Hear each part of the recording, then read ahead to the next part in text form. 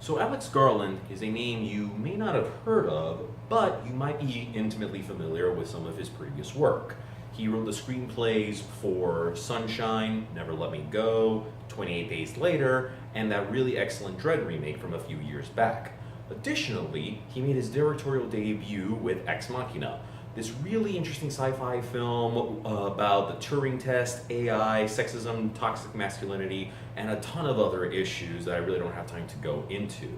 But he's now back with his sophomore effort at the directing chair, this time in charge of Jeff Vandermeer's Southern Reach trilogy opening act, Annihilation.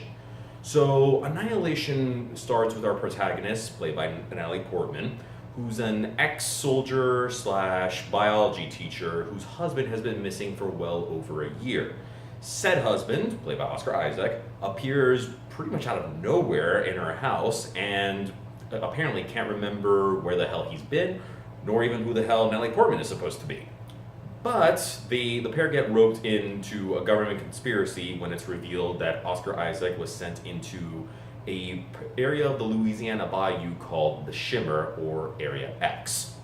Now, this strange aura that's surrounding the swamp has effectively turned all wildlife and plant life into various different contortions, and nobody besides Oscar Isaac's character has been able to get out. Nonetheless, Natalie Portman's character decides to waddle in there for reasons that I'll let the film explain. And going along with her is a all-female scientist team led by Jennifer Jason Leigh as a psychologist, Tessa Thompson, Valkyrie from Thor Ragnarok as a physicist. You also got Gina Rodriguez, Jane the Virgin, as a paramedic, and you got Tuva Novotny as an anthropologist. And the quintet waddles in there and finds all sorts of messed up atrocities with inside, both beautiful and nightmarish.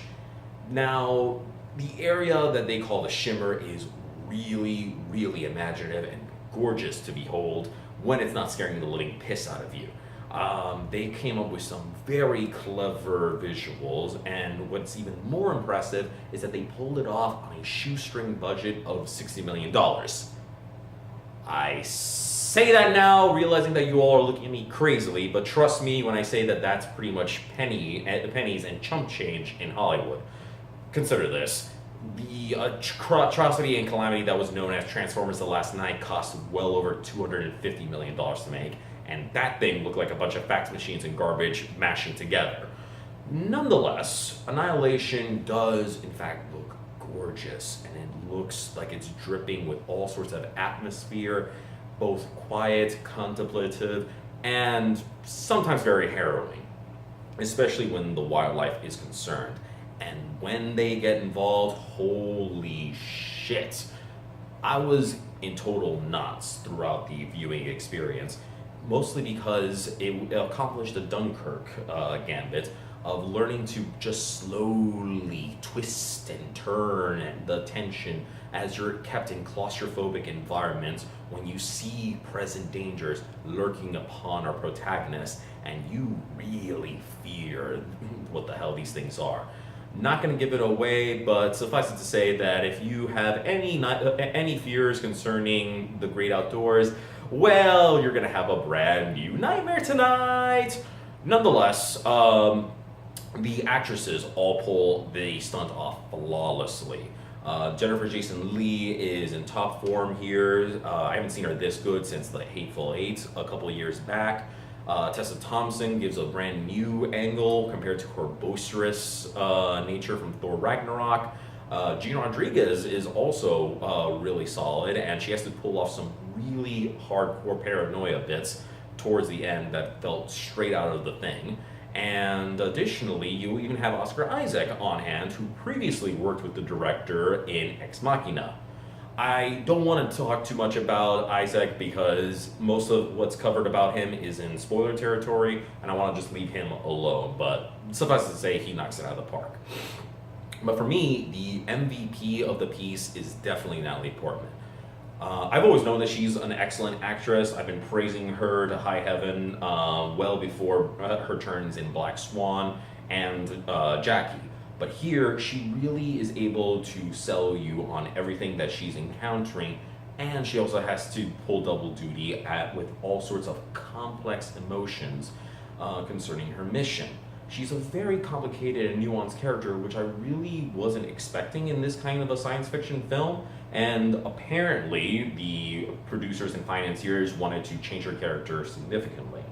But thankfully, Alex Garland won that battle, and she was able to really turn in a superb performance.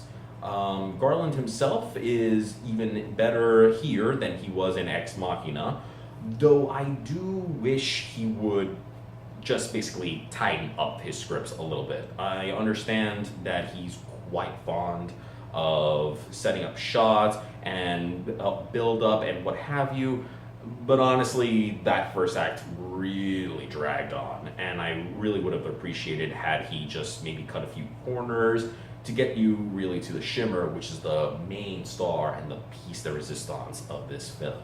And plus, keeps you, and plus, it also keeps you from the balls to the wall ending that goes crazy 7 ways from Sunday.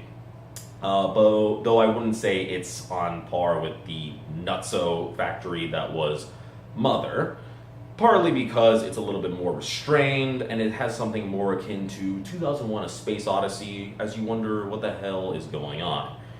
Also, Alex Garland is not an arrogant prick who goes to everyone saying, "Behold, I am your God King!" Thankfully, Aronofsky wasn't on hand for that, so A+ there. Nonetheless, Garland really was able to accomplish quite a bit on such a small budget, and I really did appreciate some of the nuances that it took to pull this film off. Nonetheless, I do have those concerns with the pacing in the beginning, as well as the WTF nature of the ending.